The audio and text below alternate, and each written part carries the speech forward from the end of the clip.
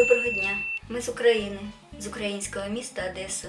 Сегодня пеку бисквитный рулет со сливами, и для его приготовления мне понадобится 4 яйца, 225 грамм, 125 грамм муки, 125 грамм сахара, 80 миллилитров растительного масла, 10 грамм разрыхлителя, 10 грамм ванильного сахара и щепотка соли. Также мне понадобятся сливы, нарезанные кубиком 900 грамм.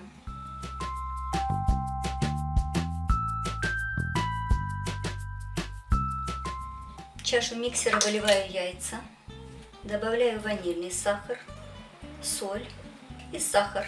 Яйца буду взбивать до пышной и устойчивой массы. Яйца очень хорошо взбились.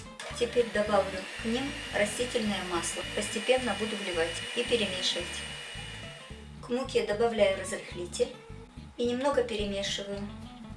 Просею муку в несколько этапов. Я подготовила противень 30 на 40 сантиметров, застелила его пергаментной бумагой и буду выкладывать на него сливы. Такой рулет можно готовить с любыми фруктами. На канале есть такой рулет с яблоками. Очень красивый, праздничный, с кремом и очень вкусный. Разравниваю сливы. Немного коричневого сахара, посыплю им сливы. Можно использовать белый. Выливаю тесто на сливы и хорошо разравниваю. Отправляю противень в духовку минут на 20. Бисквит готов, выпекался он 20 минут, но это в моей духовке. Переверну его на другой лист бумаги при помощи противня. Готово.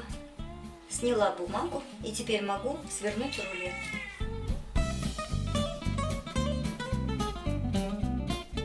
Свернула бисквит в рулет, оставляю его до полного остывания. Обязательно приготовьте такой рулет. Я уверена, вам он очень понравится. Очень нежный, вкусный. Я уверена, ваши родные и близкие оценят его по достоинству. Готовьте с удовольствием, экспериментируйте. Но я хочу пожелать вам всего самого наилучшего. Подписывайтесь на мой канал, ставьте лайки. Не забывайте нажимать на колокольчик, чтобы узнать о выходе нового видео. А я с вами буду прощаться. И до новых встреч. Пока-пока.